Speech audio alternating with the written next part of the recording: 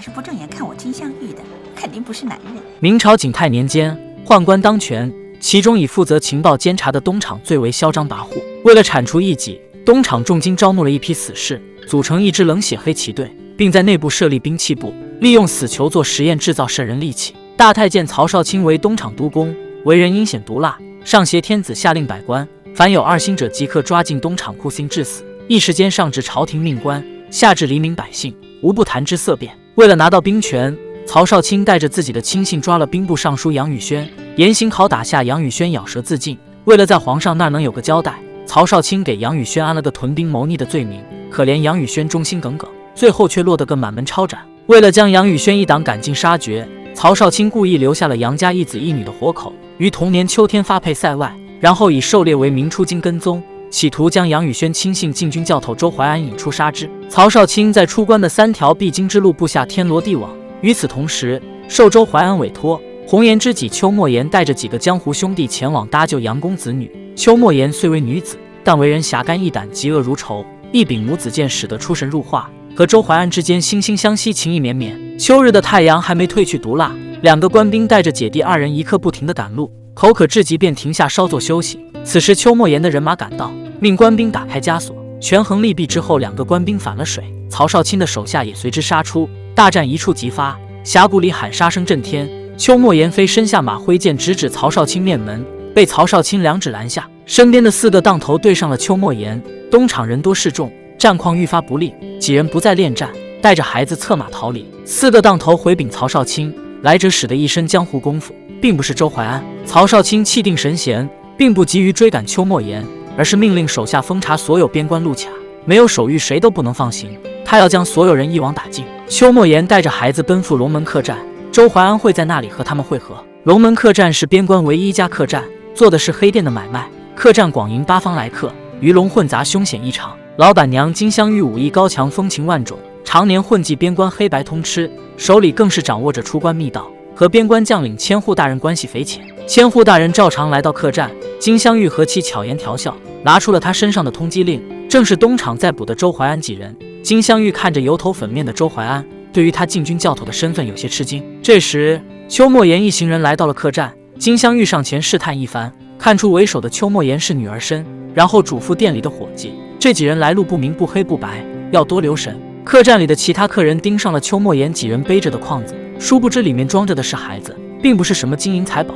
他们仗着人多势众动起了手，邱莫言刀未出鞘就解决了这帮乌合之众。万里黄沙深处，周怀安听到邱莫言的笛声，骑着骆驼赶往龙门客栈。夜半，金镶玉潜入邱莫言房间，邱莫言正在洗澡，两人打斗间互相夺起了衣服。邱莫言略胜一筹，自己身上的衣服越来越多，金镶玉的越来越少。这时周怀安赶到了客栈，金镶玉看他一表人才，便上前搭话。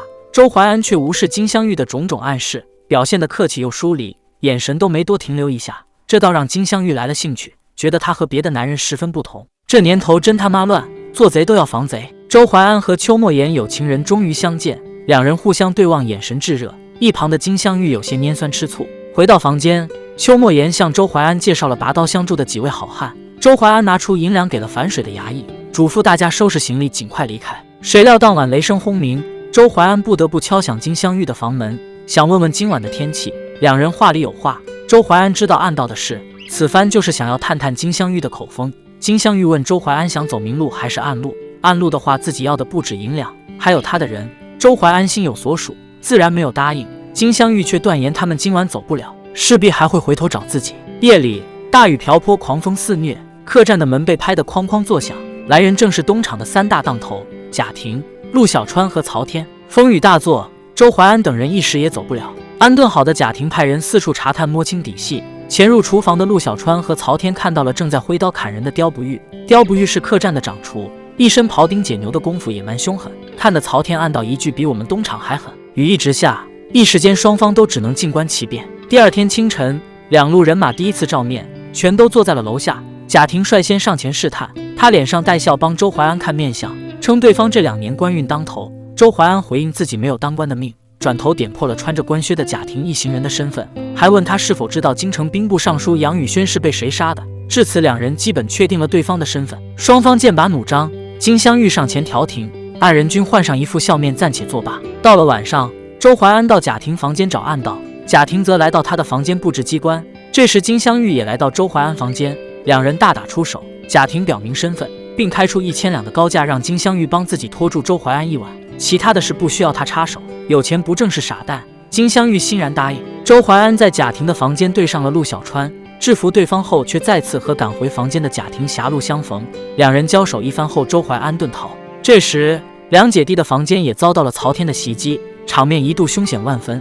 好在邱莫言及时赶来，追出房间打退了曹天，还用剑挑掉了他额头上的痣。实则生变，周怀安一行人决定杀出去。此战九死一生，他向莫言求了那只他从不离身的笛子送给自己。几人来到楼下，贾婷一众已经等候多时，万分紧要的关头，千户大人带着官兵来到客栈，他成了破局的关键人物。于是，一把火从贾婷身上烧到周怀安身上，又因为周怀安偷了嫁帖冒充东厂，在金镶玉的帮助下，这把火烧回了贾婷几人头上。周怀安和邱莫言趁机离开，千户大人要将贾婷一行人押走。陆小川赶忙拿出1沓银票收满了千户。周怀安在贾婷房间找到了密道，顺着密道来到厨房。这条通道以往都是运送死人的，掉下个活人来吓了刁不玉一跳。这时金镶玉出现了门口，周怀安直言想用1000两买条出关密道，金镶玉却不买账，表示自己不光要钱还要人。眼下形势危急，为了尽快离开，周怀安只能和金镶玉虚以委蛇。他答应今晚就和金镶玉拜堂成亲，金镶玉则顺走了周怀安身上的笛子作为聘礼。周怀安将自己准备和金镶玉假意成婚的计划告知了众人，并以窗口点蜡为信号，到时摔杯行动。莫言带着孩子冲进新房，押着金镶玉从密道逃走，自己则负责殿后。晚上，客栈灯火通明，周怀安为了拖住贾婷，拉着她做证婚人。邱莫言看到了金镶玉手中的笛子，误以为是周怀安转送于他。周怀安注意到了神色异常的邱莫言，却苦于无法出言解释。时间紧迫，周怀安抱着金镶玉回到房间，邱莫言拦住想要跟上的曹天几人，为周怀安拖延时间。岂料金镶玉却没想轻易放过周怀安，始终没有把密道所在说出来。祸不单行的是，衙役大叔迫于东厂淫威，交代了周怀安几人的计划。楼下的邱莫言几人迟迟等不到信号，心里越发焦急。